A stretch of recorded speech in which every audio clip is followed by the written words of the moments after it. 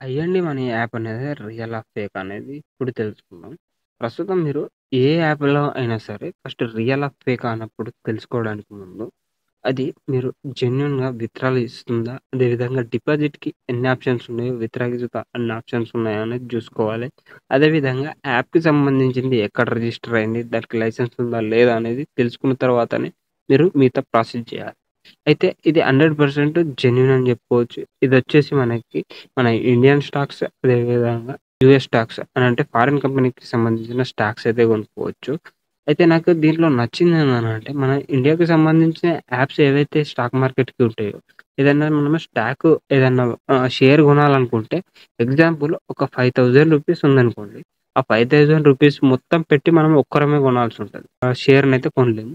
ఇలా ఈ యాప్‌లో ఆ విధంగా కాదు. ఏదైనా ఫారిన్ కంపెనీకి సంబంధించింది ఒక షేర్ వాల్యూ రూ. 5,000 ఉందనుకోండి.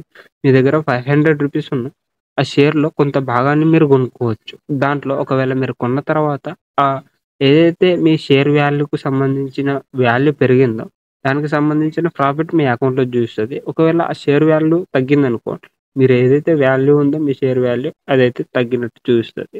అదేవిధంగా దీంట్లో మీకు స్టార్టింగ్ వచ్చేసి 500 నుంచి అయితే డిపాజిట్ అయితే ఉంటది. విత్‌డ్రా వచ్చేసి 500 ఉంటది.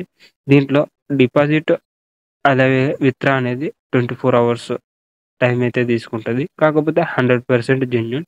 దీంట్లో మీరు మీకు పాన్ కార్డ్‌కి సంబంధించింది, ఆధార్ కార్డ్‌కి సంబంధించింది ప్రూఫ్‌గా పెట్టి అంటే కేవైసీ పెట్టి కంప్లీట్ చేసుకోవాల్సుంటుంది. కానీ ఇక్కడ స్టాక్ మార్కెట్‌కి సంబంధించింది ఓపెన్ చేసిన. ఇది ఇండియన్ స్టాక్. ఐఎన్‌డి స్టాక్ అంటే ఇండియన్ స్టాకు. అదేవిధంగా యూఎస్ స్టాక్ అంటే యూఎస్‌కి సంబంధించింది.